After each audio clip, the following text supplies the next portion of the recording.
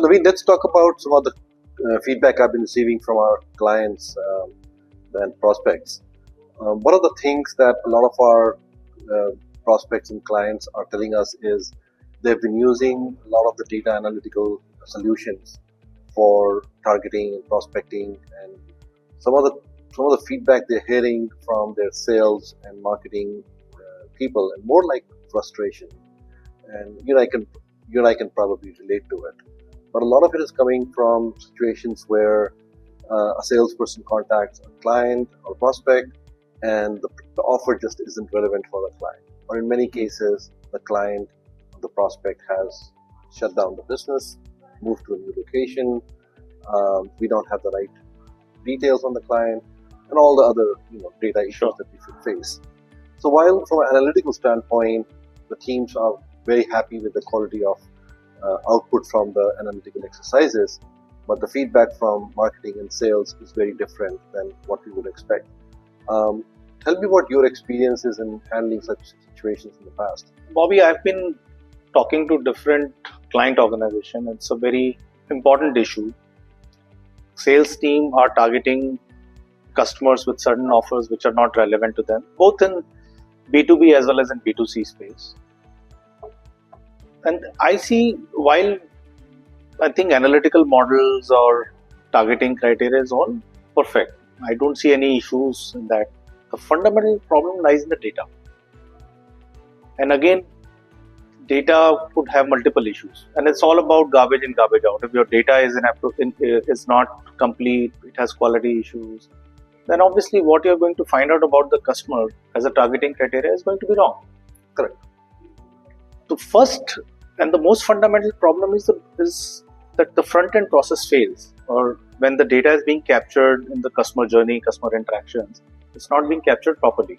Of course, there is a human element, and sometimes you want to sell the product so quickly, you just skip those data points which you need to capture about the customer, or as such there is a failure in process somewhere. And the second issue is that when the data flows through the backend systems for analytical work, you find that there is some breakage in those data pipelines. That is an issue. And then of course, if analytics teams are using those data sources, those data points, then it has a lot of issues. Yeah, I can relate. A lot of times I've applied for credit cards or home loan or other loan products, and the salesperson, in the effort to just speed up the process and not lose a sale, says, fill out the basic information, I'll fill out the rest. And being an analytical person myself, I know that that's going to cause data issues down the road. Yes, I can completely relate to it. What other issues do you feel happen that cause data quality issues in a large organization?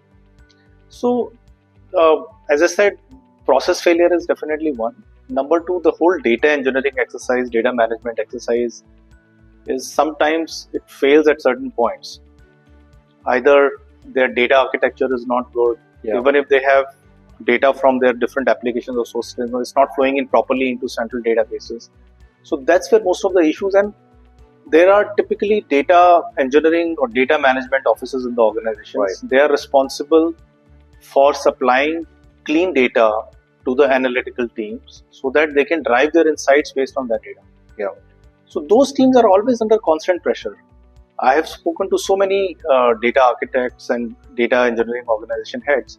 They're always trying to find issues with the data, where the data pipeline failed, also trying to rectify the data, stitch the data together. So it's a constant struggle.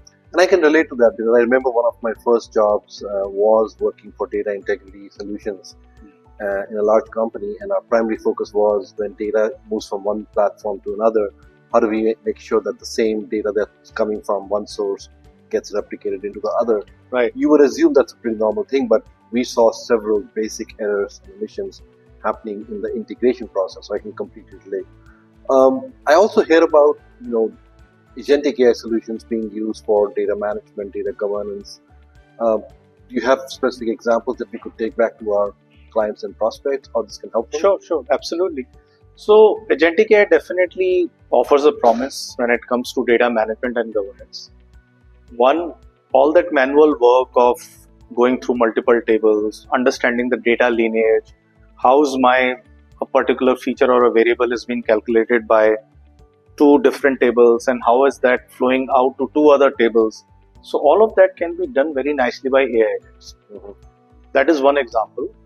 In terms of data discovery, data quality, a lot of times clients are paranoid about leaking in personally identifiable information, PI information, on some of those data tables when it is being used for data analysis. So you can easily identify those PI issues. Yeah. You can identify data quality issues, like there is an issue with the fill rates in a particular table, particular field. Data flow is not happening completely. Partial data is flowing from source to the destination table. So all of those issues can be very well handled by AI agents. Sure. So there could be an integrated agentic AI workflow which basically helps you in the complete process of data management and governance, right from data discovery to observability, data quality, data mapping, then policy validation and policy extraction. So data policies a lot of times are not implemented properly on these data management activities. So all of that can be done by agentic AI, which is being done manually in a it's a very tedious process. It is. And a lot of companies now have chief data officer, chief analytics officer, or sometimes those roles are combined into chief data and analytics officers. So if you were to speak to the chief data officer, chief analytics officers, or the combined titles, what would you tell them that they should focus on? So I think from a chief data officer, again, chief data and chief analytics officer sometimes is one individual, Sure. But I would say under a chief analytics officer, there could be two different functions. It has to be different. So my advice to them would be, if I talk in context of agentic AI, look at some proof of concepts. I mean, still people are getting used to agentic AI kind of work. For instance, let me give you an example. We are working with a bank. So they have come up with a problem of data mapping, where they need to map app tables with some central data tables. So they have used Agentic AI for two business products. And Agentic AI has been successfully able to map that with more than 80% accuracy. And eventually it will go 90 plus accuracy. Wow. And it's going to really streamline their process. It's not just about the automation. Agentic AI is helping in redefining and redesigning the whole data management process. Yeah. So how is that different from somebody using a ChatGPT or a Gemini or Perplexity on their desktop versus an Agentic AI-based solution? And that's what organizations think. If they're using ChatGPT or Gemini 3, they're using AI. So, which is like completely a misplaced kind of notion.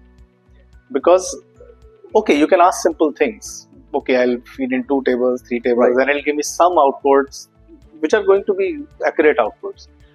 But if you're looking at thousands of tables, complex issues, and there's a total web of interconnections amongst those tables, then like humans, there is always a team of people who are trying to untangle those data connections, trying to find out data lineage, data observability. So that can be used by agents, AI agents, instead of humans. And again, I still believe that there has to be a human in the loop as well. Sure. It has to be, if something AI agent is not giving correctly, then you just give that input, this is how you need to do it. So one advantage I see of Agentic AI solution is clearly the scalability aspect. And the second is the decision ability. Correct. Even though you keep the human in the loop, but you're getting to a decision point from just being able to analyze data using a ChatGPT or a Gemini or something like that.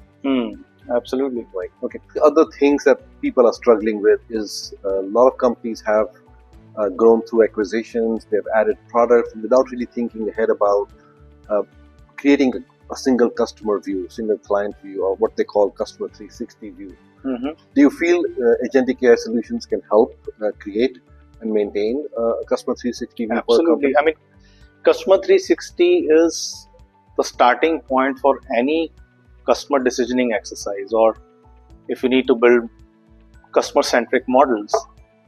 And customer 360 again is, what is it? You pull out information from different sources, you roll up the data at a customer level, create a golden record or a single source of truth.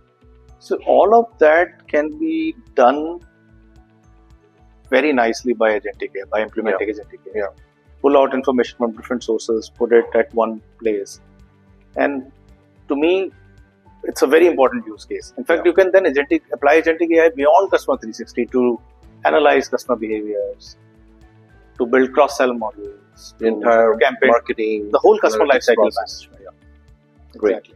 I think that's a great point where we can end our conversation. So I think takeaway is we need to start looking at Agentic AI for data management, data governance in a more structured, organized manner, Correct. and create the segue into the next logical step of using that improved data quality into our marketing and sales processes to close the loop and drive the revenue outcomes that we think we can. In fact, we at Transorg, we have built a platform called Transorg IQ, and we have kept data management and governance as a separate capability as well. Mm-hmm. While if somebody wants to use our Agentic AI for customer lifecycle management, data management and governance is part of it. But we are working with some organizations, we are just targeting on data lineage, data observability, data discovery, on those specific independent use cases of Agentic AI. Perfect. And it's like working really well. It's a very good use case. I love the outcome. I think creating a productionized, scalable solution that allows you to do this across different scenarios is the right thing to do. Right. Thank you. Thank you. Thanks, Bobby.